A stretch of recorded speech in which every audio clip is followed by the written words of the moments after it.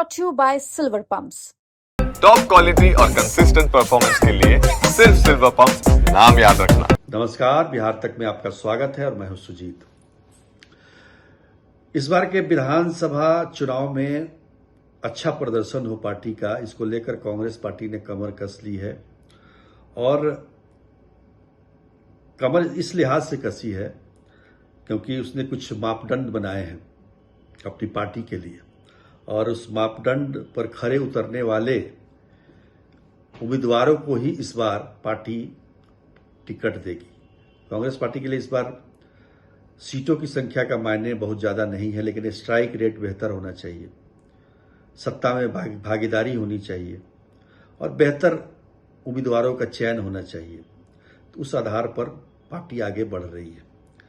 Party महागठबंधन में भी coordination बनाकर चलना चाहती है। कई मुद्दों पर आम सहमति हो गई है।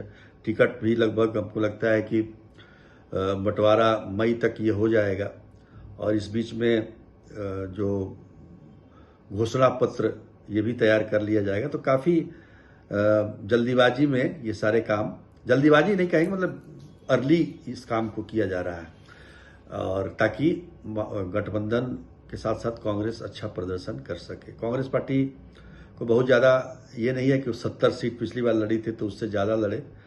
58 से 60 सीटों पर कांग्रेस मान जाएगी, लेकिन सीट वही होगा जो उसके पसंद का होना चाहिए, जैसा कि हम लोग पहले भी बता चुके हैं।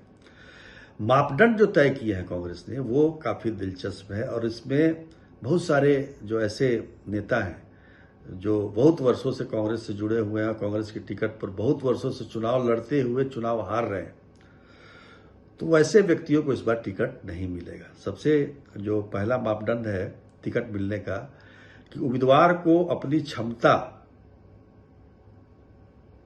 की क्षमता ऐसी होनी चाहिए कि 20,000 वोट उसके पास हो कम से कम, और उसके बाद पार्टी का और गठबंधन का जो वोट हो तो वो अलग है। तो 20,000 वोट लाने की क्षमता जो व्यक्ति रखता है, जिनके वोट हैं, उसे पार्टी बनाएगी उम्मीदवार। उसके बाद आप समझिए कि और किसको, क्योंकि पिछली बार तो 70 उम्मीदवार उतारे थे कांग्रेस ने, और किसको इस बार टिकट नहीं दिया जाएगा कांग्रेस पार्टी से, उसका भी सुन लीजिए। तो जो भी 25,000 से अधिक मतों से चुनाव हारे हैं उनको इस बार पार्टी टिकट नहीं देगी। लेकिन इसमें भी क्राइटेरिया है, उसमें भी क्लॉज है कि अगर दे सकती है, अगर 2020 के चुनाव में मान लीजिए वो 25,000 वोटों से हारे हैं और 2024 के लोकसभा चुनाव में उनके विधानसभा क्षेत्र में अगर ये मार्जिन कम हो गया है, 25 से कम हो गया है, मान लीजिए 10 रह गया, 15 रह गया, तो उस आधार पर उनको पार्टी टिकट देगी। तो ये क्राइटेरिया बनाया है कांग्रेस पार्टी ने। कांग्रेस पार्टी ने साफ कहा कि भाई खाली आश्रम का या सदाकत आश्रम का, कांग्रेस का जो कार्यालय है वहाँ का चक्कर लगाने से कुछ नहीं होगा और आपको है आपको जनता के बीच में लोकप्रिय होना है, जनता आपको पहचाने, नेता तो आपको पहचानते ही हैं, तो उस आधार पर आपको टिकट नहीं मिलेगा। दूसरी सबसे महत्वपूर्ण बात क्या है कि कांग्रेस इस बार जो है वो चाहती है कि कम सीट मिले और सीट जो है वो जीतने लायक हो, वो तो हो ही, लेकिन उसके साथ साथ हर जिले में कम से कम एक उम्मीदवार कांग्रेस पार्टी का हो। पिछली बार अगर देखा जाए पिछले विधानसभा में तो 8 ऐसे जिले हैं बिहार के।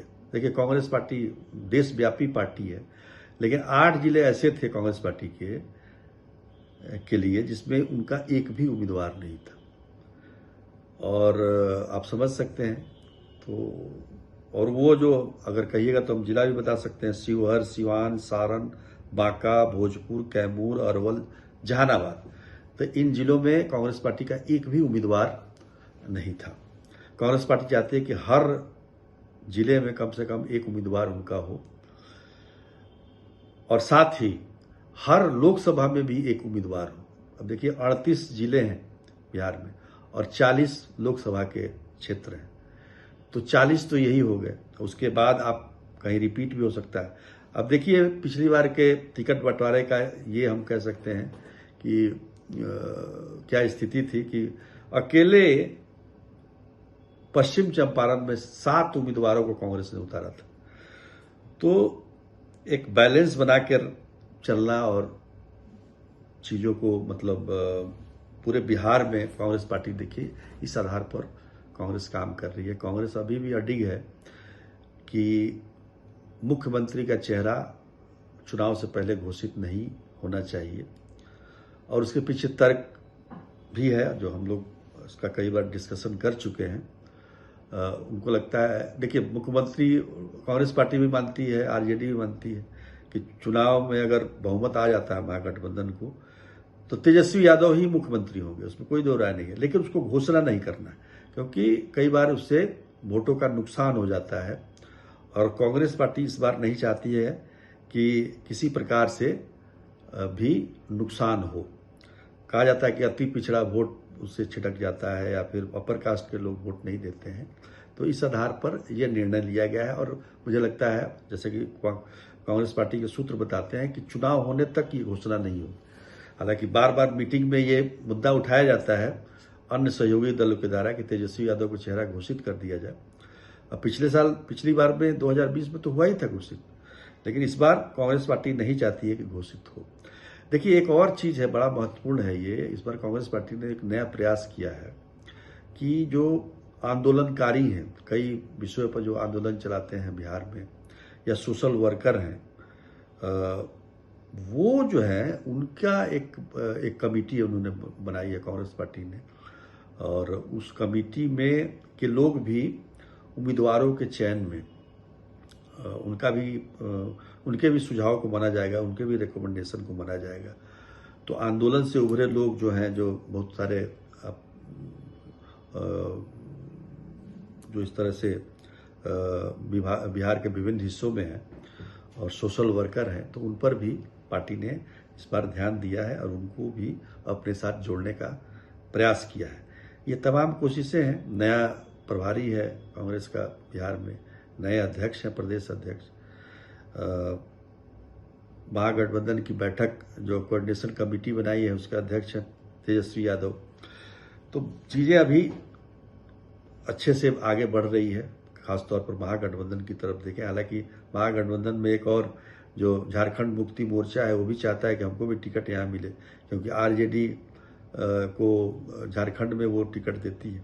तो अभी बहुत कुछ होना बाकी है, लेकिन फिलहाल हम कांग्रेस पर फोकस करते हैं। कांग्रेस इन मापदंडों पर कितना टिकी रहती है, कितनी टिकी रहती है, ये एक बड़ा सवाल है। क्योंकि कांग्रेस के साथ दिक्कत क्या है कि वो नियम कायदा कानून तो बना लेती है लेकिन टिकती नहीं है उस पर। तो इसलिए ये देखना जरूरी है, अगर टिक जाए तो बेहतर प्रदर्शन हो सकता है। तो आज के लिए इतना ही, तब तक के लिए नमस्कार।